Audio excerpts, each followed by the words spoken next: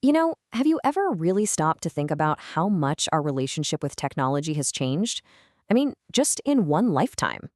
Well, today we're going to dive into that exact question all through the lens of David Wortley's incredible book, Gadgets to God.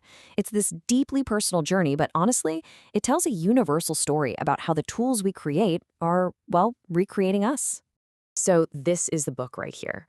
And what's wild is that it covers a 70-year span. Think about that, from the end of World War II right up to the age of AI. The amazing part is that Wortley's own life perfectly maps onto this massive technological shift. It gives us this really personal window into a huge global transformation. And this quote, wow, it just sets the stage perfectly, doesn't it? That is a massive leap to make in a single lifetime. From a world of physical, mechanical, loud power to one of silent, invisible, digital intelligence. That's the kind of epic scale we're talking about today. Okay, so to really get where we're going, we have to start at the beginning.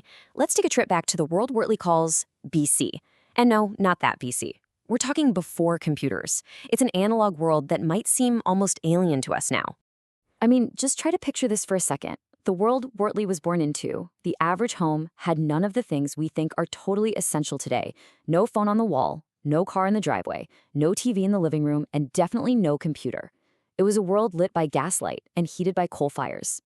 And here's the thing to remember. This isn't some dusty, ancient history.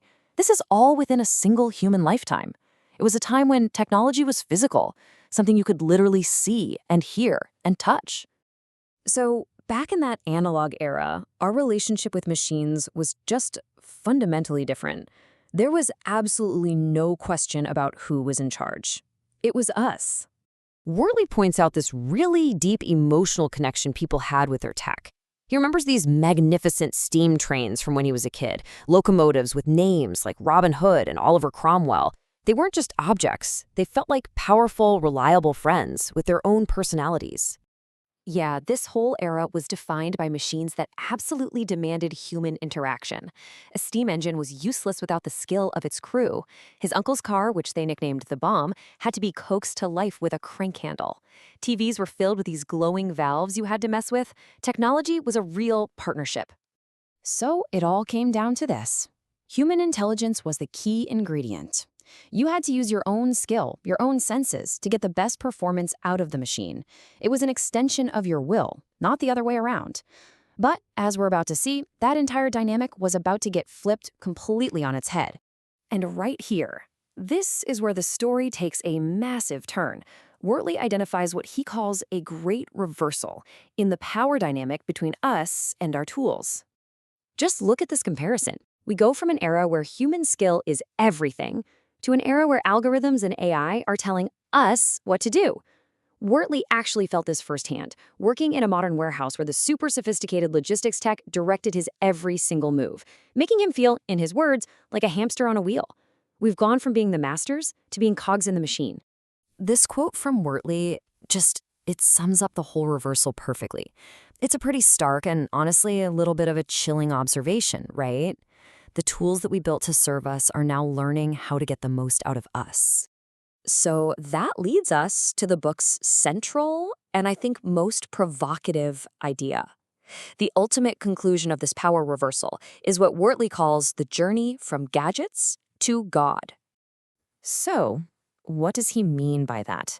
He argues that we are, all of us, collectively building a new kind of deity, not a spiritual one, but a technological one. An all-knowing, all-seeing system that lives in the cloud. A system that we constantly feed with our data, our secrets, our preferences, and our faith. And think about it. You can see this process happening in your own daily life. Every single search, every click, every post, it all feeds this giant system. The AI analyzes it all, it gets to know us, and then it uses that knowledge to give us exactly what we want, sometimes before we even know we want it. And with each transaction, our dependence grows, and that control subtly shifts away from us. So where does all this leave us? Well, this final part isn't about some neat, tidy conclusion. It's really a challenge, because Wortley's book, at its heart, is meant to be a wake-up call. He asks us to think about that old analogy of the boiling frog. Are we so used to the water getting warmer, just 1 degree at a time, that we don't even notice the profound changes happening all around us? Are we missing the danger because the change has just been so gradual? And let's be super clear here, this isn't about being anti-technology. Not at all. It's about being aware. It's a call for us to stop what he calls cozily sleepwalking and to start thinking consciously about the kind of future we're actually building with these unbelievably powerful tools. The book leaves us with some pretty radical, heavy questions about the world we're creating. But they all really boil down to this one central dilemma. In our all-out effort to master technology, will we only succeed in becoming its slave? It's a thought that might just make you look at that phone in your hand a little bit differently.